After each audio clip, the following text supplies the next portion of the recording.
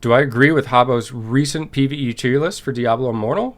Yeah, honestly, for the most part, I think it's pretty spot on. There's a couple of differences that I would say in terms of classes and how I would rate them, as well as a couple of classes that I just arrived to that answer in a different manner as well. So this is what we're going to talk about today. And you can already see Habo's ratings since his videos come out yesterday. I've just left these on the screen, and we're going to talk through these classes and place my ratings on the left as we go, and we'll see how these kind of match up. Keep in mind again that this is PvE only. We are excluding PvP from the conversation for sake of this tier list. That would be a separate video for this regard.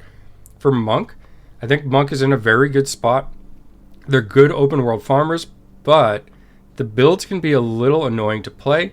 They can kind of be taxing. You really have to pay attention and focus, and they're a lot more tedious than some of the other classes are to farm, but they're efficient farmers if you're willing to do that. That's really the only negative I have to say about Monks in regard to PvE. They're great in dungeons, whether you're doing a dungeon solo or in group. They're great in raids, whether you're a higher resonance player that's prioritizing your own DPS, or a low to mid resonance player that's playing more of a support build to add to the DPS or contribution of the group. They're solid regardless of that. So overall, they're in a great position, and I would say maybe not S tier, and Habo didn't have this category, but I would say either an S minus or A plus, whichever you'd want to consider. And this is actually the only class that I would place between tiers out of the whole list. So that's just kind of an exception there. And the really the biggest hindrance for me is that open world farming is so important, right? There's so many materials that are needed. This point in the game, you just recently got 2 more slots.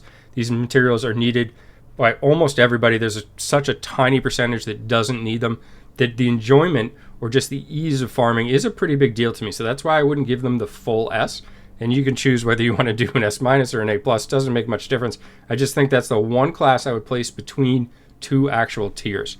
Next up, Crusader. Crusader, as many of you know, is my favorite PvE class. So of course I'm going to put this in the S category, not just because it's my favorite, but because it's just that good in PvE. You can have the ability to farm super efficiently with incredible uptime on the horse, giving you a ton of mobility and super simplistic gameplay in terms of farming. You just pop some AoE skills, get on the horse, run around, pop the skills again, get back on the horse, and keep moving. And this works whether you're high resonance, mid resonance, or low resonance. Just great and super easy. Like I said, couldn't be any more simple to farm as that class, and probably the original best farming class for many people who will kind of remember that the pace of this horse like set the standard for all other farming builds. Now there's a couple of classes that are now better farmers than them, but the Crusader will make up for these with their other aspects in PvE. Dungeons, Crusader's absolutely amazing. Whether you're soloing a dungeon, and I don't just mean making a build for you as a solo individual or a build to support your group, if you are in there by yourself, Crusaders are highly impressive with some single target builds that many people aren't even aware of, which make them a great choice for floating down the raft in rapids, getting to the final boss, and then using these single target builds to melt the boss regardless of your resonance, and just repeat this in kind of a semi-AFK fashion to actually farm up some wisps or even some potential gear that you might use out of that dungeon. But it's just a lot better at that than many people think. And of course, if you're playing in a group, you have the option for banner as well as other support skills. And just, I think Crusader hands down is probably the best support class, and it's not limited to 1 per group, right? In the beginning of this game, whether this was dungeons or raids, people wanted 1 Crusader in every party of 4, and it's not really the case, because even though banner doesn't stack if you pop them at the same time, well, you can chain them along. You can pop banner, wait for that to end, pop another banner. There's really no harm as long as this is something that's coordinated. If you happen to be a warband or running in raids, whether it's a pickup group for these raids and have several Crusaders, you can still definitely make use of this. It's easy enough to type in party chat, I'll banner first, and then the other one knows to wait for your banner to wear off and then pop theirs and so forth. So Crusader, absolutely S tier in my opinion. On to Necromancer. Now this is going to be interesting, right? Because Necromancer has several different builds that we can talk about, and although we won't go into depth in regards to builds, I just want to mention that the flexibility of Necro is just increasing and growing almost with every new essence that they get.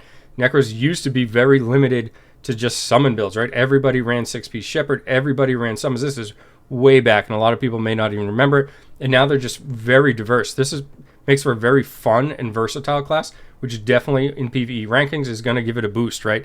Enjoyment and what you get out of the class, and having the ability to change loadouts and feel like you're playing something different even though it's the same is valuable to keep you on that class. So definitely a good position for Necro in that regard. They're amazing in dungeons. Several minion builds that can keep aggro off you while doing large amounts of damage if you happen to exceed the combat rating, which a lot of players are at this point. Not everybody, but a lot of players are exceeding that, making them a great choice for soloing dungeons if, again, you're doing a semi-AFK fashion, or being in a group. Everybody's going to welcome the damage of a Necro. And believe it or not, Necros actually have some of the highest output in terms of raid damage or Shadow War damage if they're able to get and stay on that target. But in dungeons where it's not controlled by a player, they do a ton of damage to these bosses and make for really fast clears, again, regardless of your resonance, and similar to Crusader. So don't sleep on that. If you haven't experimented with some of these builds that are out there for Necro, great for floating down to the raft, getting to the boss, killing it, farming dungeons over and over, making Necro an easy S tier.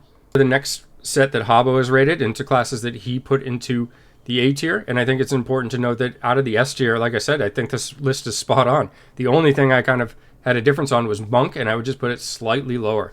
For the A tier, now we're actually going to start here with Barb, and I think that Barb might be in the worst spot out of all classes. So this is the first one that I essentially disagree with him on, but I don't think that Barb is terrible. I'm not going to give it a D. I'm not going to give it a C. Okay, I just think that Barb might not necessarily be A. I want to say that I would actually probably put Barb alone in the B tier, which is going to tell you some of the things I have to say about Demon Hunter when it comes. But Barb, amazing open world farmer, one of the best, especially if you have enough character power to kill the mobs just as you whirl your way by and through them and chop them down. But aside from that, really the only thing and only love they've gotten is the Sunder ability, and I think Sunder is being vastly underutilized by so many players. Sunder gives a massive armor debuff. I would love to see more players making use of the Sunder. I can't say Barb is in A is because it's forced into this support role, in my opinion. In order to get the most out of Barb, you're back in this full support Barb. You want to be running things like Battlemaster's Helm, you want to be running Swift Wind Pants, you want to be running Sunder, and you're just playing a full support role. And Barb's biggest weakness is its single target damage. So if you're trying to do dungeons, it's slow. Even if you're in a group, you don't add much. Swiftwind Pants used to be absolutely amazing. I used to never want to run the pit unless I had a Barb with me, but that's changed because now every class has so many essences.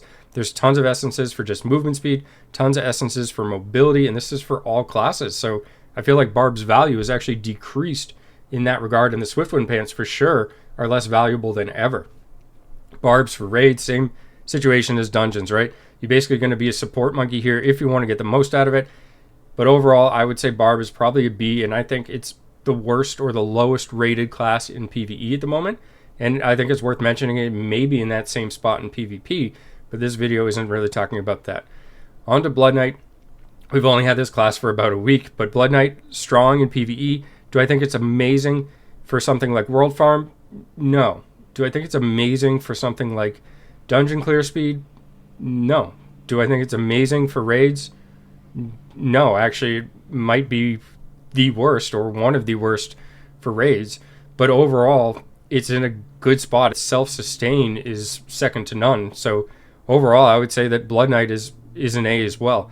They have a little bit better single target damage with kind of some splash damage associated with that. So when we're talking about dungeons, just the ability to clear encounters that have ads or clear your way through the trash is decent. You struggle, or maybe you don't struggle per se because you're not in danger of dying, but when you get to the boss, it's noticeably slower. But you're able to clear it, and it's certainly faster than Barb. So it's still in a good spot in that position. For raids or even Shadow War, you're a little bit more pigeonholed into builds similar to Barb if you really want to maximize the output for your group. And you might run something like Vithus and run Layered Aims, which is the chest that buffs Shroud of Night, which a lot of people brought up when I made a Shadow War video.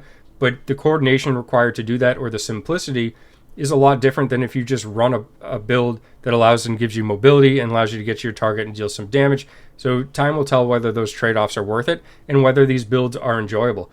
Personally, I don't think a lot of people are going to gravitate towards a Blood Knight build with Shroud of Night and Layered Aims because it's just not going to be an enjoyable build to play, right? Shroud of Night has a small limited range that you got to pop, and they need to be in there when you use it, as opposed to Crusader's Banner that you can pop and move around a little bit if it kind of people are out of it and they still get some benefit. So you need your timing on Shroud of Night to be more perfect or more spot on to get that benefit. And I think this is important to discuss, which is why I'm mentioning it.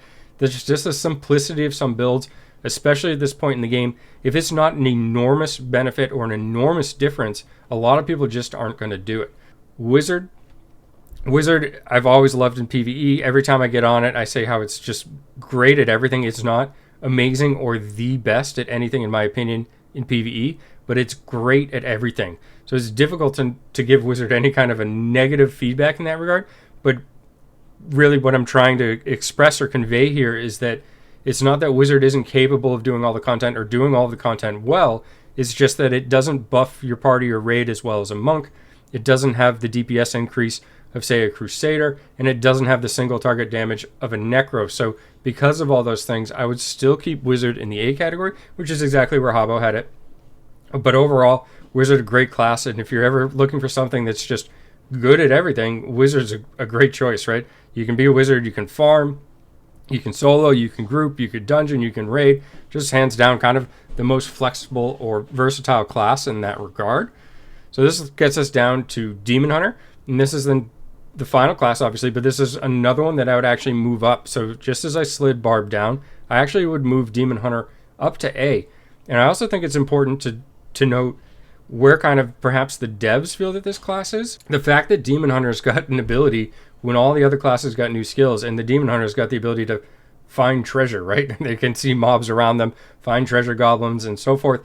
Kind of tells you that the developers probably think this isn't a pretty good place. They didn't give them some class-changing ability like a Barb Sunder, right? Or the Crusaders, I forget the name of it, but the Judgment or Smite ability they have that does increased damage to targets of low health. Like, they didn't get some ability that kind of like makes up for an innate weakness that they had and complements their class in a good way. They just kind of threw them something. So that tells me that they probably think this class is pretty well balanced.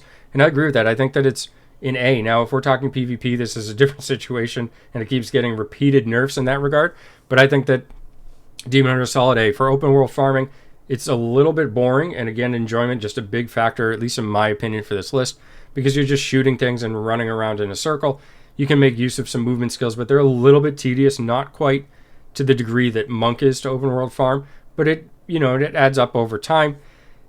Dungeons, they do massive damage. Raids, they do massive damage. Not as much as Necro, especially at the highest resonance, and I think that's important. Everybody's always kind of assuming that Demon Hunter does the most damage. It actually doesn't. At the highest resonance values, Necro actually outperforms Demon Hunter, and there are Necros of lower resonance with specific gem setups that can outperform Demon Hunters as well. So just be aware of that. And if that's your thing, and maybe you're playing Demon Hunter, there might be even another option for you there now that your set items change from strength to int and so forth. So it might be worth checking out. So overall, you see that our lists are, in fact, fairly similar with just a couple of differences overall. And hopefully this explains my point of view, and people can kind of pick and evaluate classes. And as always, leave your own comments and how you feel if there's anything that would vary from either of these lists.